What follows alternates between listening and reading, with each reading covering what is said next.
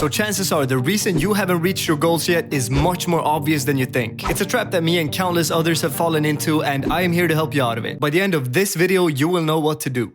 So, I usually say that ego, comfort, and complacency are your worst enemies. And complacency might be the worst one because it creeps up on you and it's completely silent. Before you know it, you're more comfortable than you were a month ago, and you get softer every single day. You just don't push yourself the same way. This is a big topic for another video, and this video is not going to be that much about how we easily get complacent. It's going to be more of a solution and an explanation of why we so easily get complacent. And by the way, complacency is when you're kind of satisfied with where you are and you're not really striving forward. Getting complacent means that you've lost the discipline of working hard to get somewhere, and instead you simply just do what you usually do. And why this is so easy to slip into is because once we work on forming good habits, we have to put in a lot of effort. It's really difficult to go to the gym if it's not a habit. And if it is a habit, then you generally don't have to battle yourself as much to make yourself do it, which is where complacency comes in. Because as you work on these habits, they become less and less difficult each time you have to do them, which means you have to put in less and less mental effort to get there.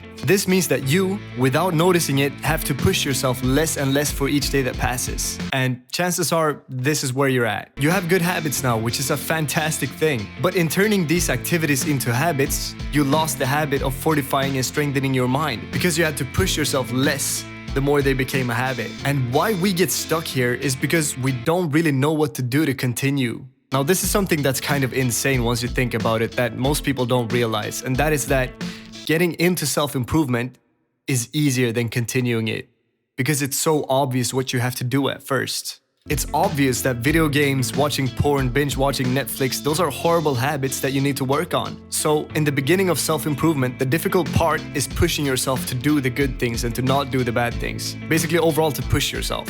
While as you continue, pushing yourself is still hard, but the most difficult part becomes knowing what to do. But here's what you need to accept.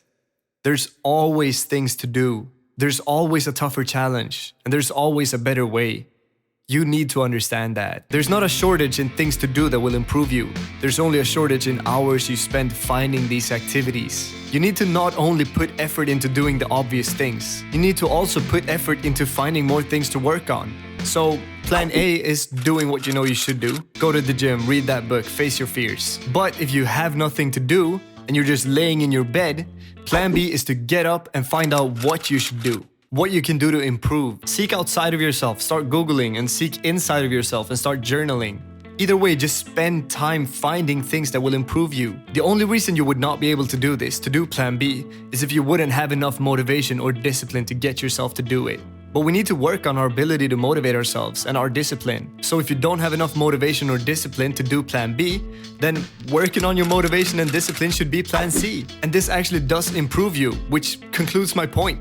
We can always improve, because either you do what you know you should do, or you find more things that you should do, or you work on your ability to push yourself to find more things you should do, which does improve you. So, case closed. You can improve even if all else fails, because the actual act of working on how to motivate yourself to do something is an act of improvement.